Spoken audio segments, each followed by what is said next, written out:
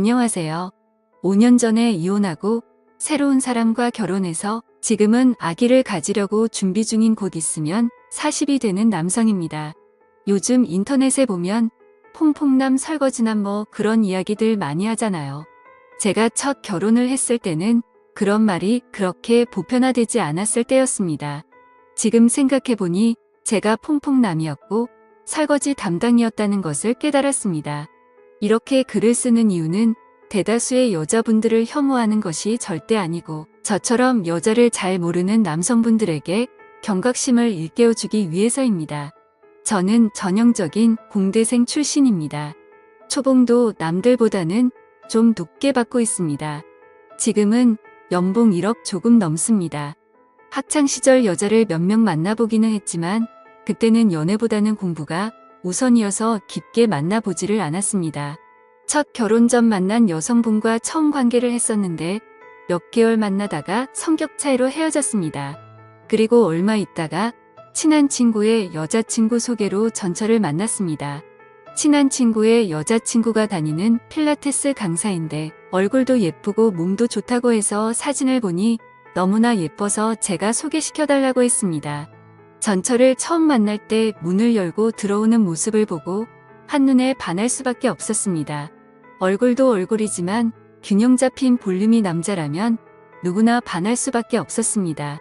지금 생각해보면 후회가 되지만 정말 외모로는 제가 지금까지 만나본 여자 중에 최고였습니다. 필라테스 강사를 해서 그런지 말도 예쁘게 잘했습니다.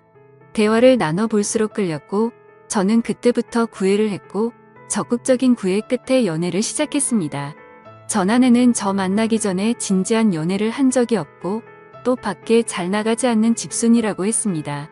직업 특성상 늦게 끝나는 날이 많았는데 끝나고 보려고 해도 평일에는 바로 집에 간다며 만날 수가 없었습니다. 연락도 잘 안 되는 경우가 많았는데 평일에는 집에 간다. 집에 도착했다. 이제 잔다. 잘 자라. 이 정도가 연락의 끝이었습니다.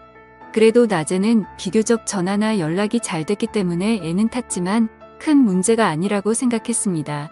저희는 주로 주말에 만났습니다.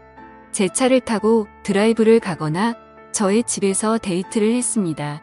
결혼 때까지 전 아내의 자취방에는 한 번도 가보지 못했습니다. 빚을 지고 필라테스를 운영하고 있는 상황이라고 해서 데이트 비용은 거의 제가 100% 부담했습니다.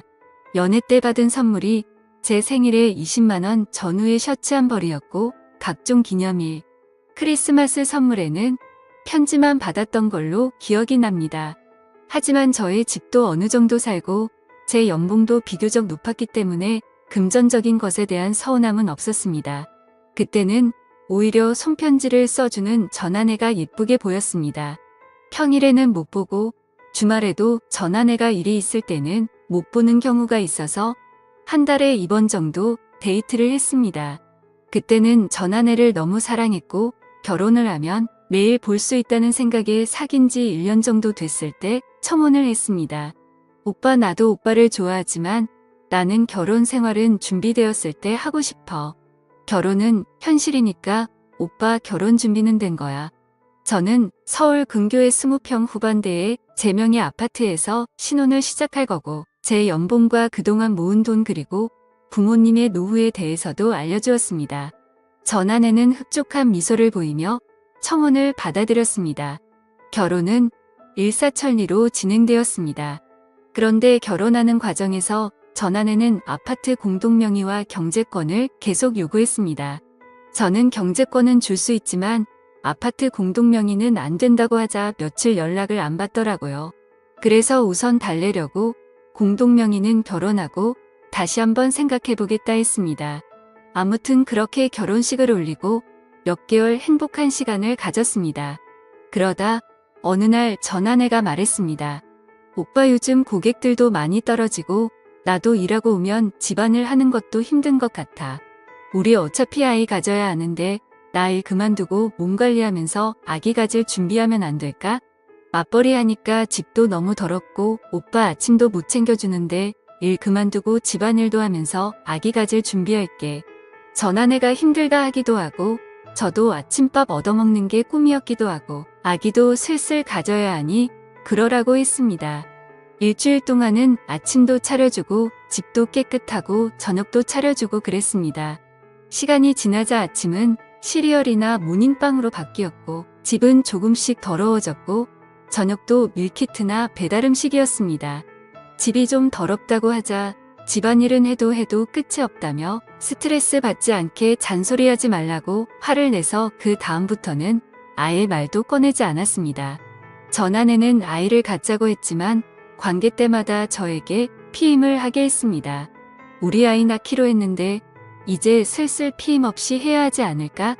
오빠 내가 생각해봤는데 주위를 보니까 나이 낳고 키우면서 부부들이 많이 싸우는 것 같아. 그냥 우리 딩크족으로 살면서 연애하듯 사는 게 더 좋을 것 같아. 나 아이 낳기도 무서워서 안 낳을래. 아이를 안 낳을 생각이었으면 결혼하기 전에 얘기했어야지. 우리 부모님 아이 기다리는 거 몰라? 왜 화를 내? 결혼 전에는 낳으려고 했는데 막상 낳으려니 무섭고 키우기도 벅찰 것 같은데 어떻게 해? 내가 애 낳는 기계야. 애 낳으려고 나랑 결혼한 거야. 그리고 아기를 낳고 안 낳고는 우리가 결정하는 거지 왜 시부모님 얘기가 나오는데? 아무튼 나는 아이 안 낳고 딩크족으로 살 거니깐 그렇게 알아. 결혼 전에는 아이를 갖는다 했고 아이를 갖기 위해 일까지 그만뒀는데 갑자기 아이를 안 낳는다니 황당했습니다. 게다가 딩크족으로 산다면서 일은 안 하고 집안일만 하겠다고 고집을 부렸습니다. 아이를 가지려 노력하던지 아이를 안 가지려면 다시 일을 하자고 해도 아이도 안 갖고 일도 하지 않을 거라며 화를 내고 관계도 거부하고 그렇게 몇 달을 보냈습니다. 그러던 어느 날이었습니다. 전 아내가 말을 하더군요. 오빠 나 아이 낳기 정말 무섭고 싫은데 오빠랑 시부모님이 원하면 아이 가져보려 노력해볼게. 오빠 나도 오빠를 좋아하지만 나는 결혼 생활은 준비되었을 때 하고 싶어. 결혼은 현실이니까 오빠 결혼 준비는 된 거야. 저는 서울 근교의 20평 후반대의 제 명의 아파트에서 신혼을 시작할 거고 제 연봉과 그동안 모은 돈 그리고 부모님의 노후에 대해서도 알려주었습니다. 전 아내는 흡족한 미소를 보이며 청혼을 받아들였습니다. 결혼은 일사천리로 진행되었습니다. 그런데 결혼하는 과정에서 전 아내는 아파트 공동명의와 경제권을 계속 요구했습니다. 저는 경제권은 줄 수 있지만 아파트 공동명의는 안 된다고 하자 며칠 연락을 안 받더라고요. 그래서 우선 달래려고 공동명의는 결혼하고 다시 한번 생각해보겠다 했습니다. 아무튼 그렇게 결혼식을 올리고 몇 개월 행복한 시간을 가졌습니다. 그러다 어느 날 전 아내가 말했습니다. 오빠 요즘 고객들도 많이 떨어지고 나도 일하고 오면 집안일 하는 것도 힘든 것 같아. 우리 어차피 아이 가져야 하는데 나 일 그만두고 몸 관리하면서 아기 가질 준비하면 안 될까? 맞벌이 하니까 집도 너무 더럽고 오빠 아침도 못 챙겨주는데 일 그만두고 집안일도 하면서 아기 가질 준비할게. 전 아내가 힘들다 하기도 하고 저도 아침밥 얻어먹는 게 꿈이었기도 하고 아기도 슬슬 가져야 하니 그러라고 했습니다. 일주일 동안은 아침도 차려주고 집도 깨끗하고 저녁도 차려주고 그랬습니다. 시간이 지나자 아침은 시리얼이나 모닝빵으로 바뀌었고 집은 조금씩 더러워졌고 저녁도 밀키트나 배달 음식이었습니다. 집이 좀 더럽다고 하자 집안일은 해도 끝이 없다며 스트레스 받지 않게 잔소리하지 말라고 화를 내서 그 다음부터는 아예 말도 꺼내지 않았습니다. 전 아내는 아이를 갖자고 했지만 관계 때마다 저에게 피임을 하게 했습니다. 우리 아이 낳기로 했는데 이제 슬슬 피임 없이 해야 하지 않을까? 오빠 내가 생각해봤는데 주위를 보니까 나이 낳고 키우면서 부부들이 많이 싸우는 것 같아. 그냥 우리 딩크족으로 살면서 연애하듯 사는 게 더 좋을 것 같아. 나 아이 낳기도 무서워서 안 낳을래. 아이를 안 낳을 생각이었으면 결혼하기 전에 얘기했어야지. 우리 부모님 아이 기다리는 거 몰라? 왜 화를 내? 결혼 전에는 낳으려고 했는데 막상 낳으려니 무섭고 키우기도 벅찰 것 같은데 어떻게 해? 내가 애 낳는 기계야. 애 낳으려고 나랑 결혼한 거야. 그리고 아기를 낳고 안 낳고는 우리가 결정하는 거지 왜 시부모님 얘기가 나오는데. 아무튼 나는 아이 안 낳고 딩크족으로 살 거니깐 그렇게 알아. 결혼 전에는 아이를 갖는다 했고 아이를 갖기 위해 일까지 그만뒀는데 갑자기 아이를 안 낳는다니 황당했습니다. 게다가 딩크족으로 산다면서 일은 안 하고 집안일만 하겠다고 고집을 부렸습니다.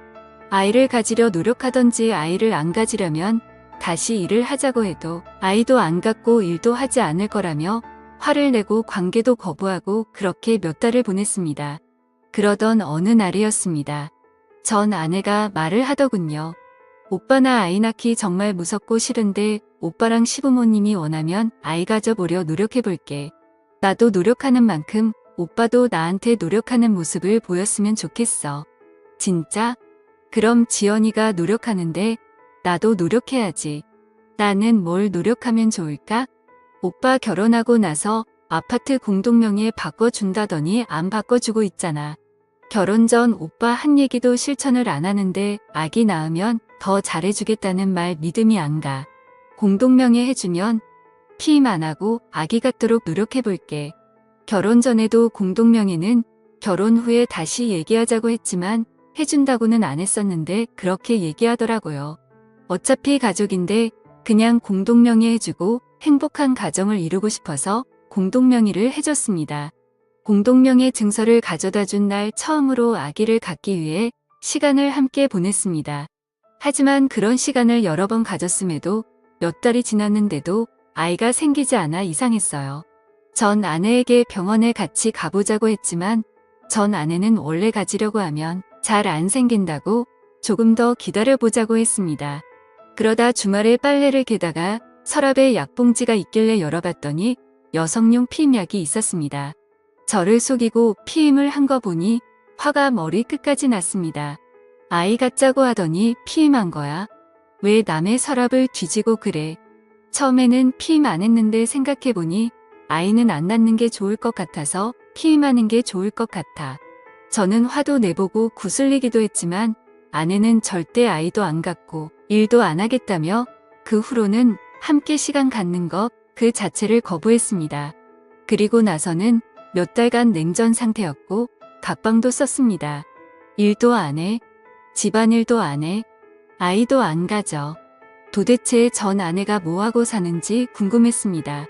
그래서 작은 방에서 아내가 자고 있을 때 잠긴 문을 따고 들어가 아내 핸드폰을 훔쳐봤습니다. 아내는 잠기가 어두운 편이라 몰래 지문을 찍어서 거실로 가지고 나왔습니다. 핸드폰을 보자 정말 가관이었습니다. 많은 남자들과 연락을 하고 있었습니다.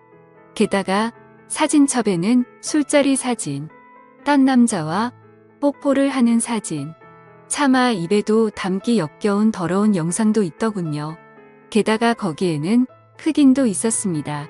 일일이 사진 찍기도 힘들어서 우선 제 핸드폰으로 영상 촬영으로 카톡, 메시지, 사진, 영상, 그리고 나중에 상간남 소송을 위해서 전화 목록에 있는 남자들 전화번호도 다 찍었습니다. 우선 저도 생각할 시간이 필요해서 전 아내에게는 갑자기 출장이 생겼다 하고 며칠간 휴가를 냈습니다.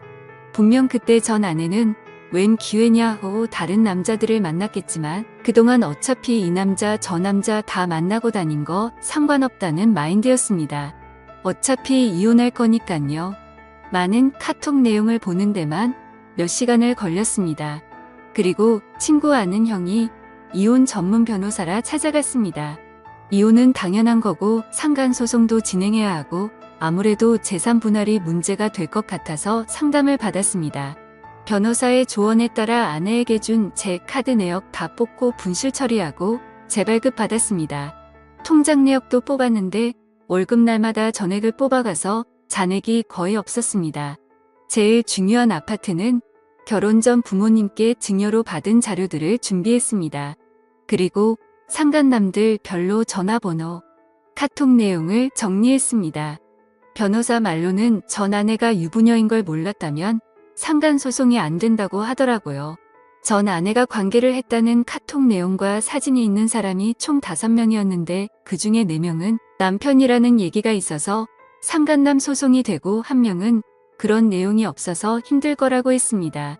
이혼 소송과 상간 소송이 마무리되는데 1년 남짓 소요됐습니다. 변호사가 말한 대로 한 명은 유부녀인 거 몰랐다고 기각됐고 3명한테는 위자료 받았습니다. 전 아내에게도 위자료 받았습니다. 아파트는 결혼 전 구매했는데도 전 아내의 기여도 10% 인정해 주더라고요. 거의 위자료랑 아파트 기여도랑 해서 퉁쳤네요. 아무리 졸라도 아파트 공동명의 안 해줄 걸 그랬습니다. 그래도 퐁퐁남으로 계속 사는 것보다는 조금이라도 일찍 알고 끝낼 수 있었던 거에 만족합니다. 이혼 마무리되고 얼마 있다가 지금의 아내를 만났고 아내는 정말 성실하고 진솔한 사람입니다. 살림도 잘해서 아침밥도 맨날 먹고 다니고 있네요.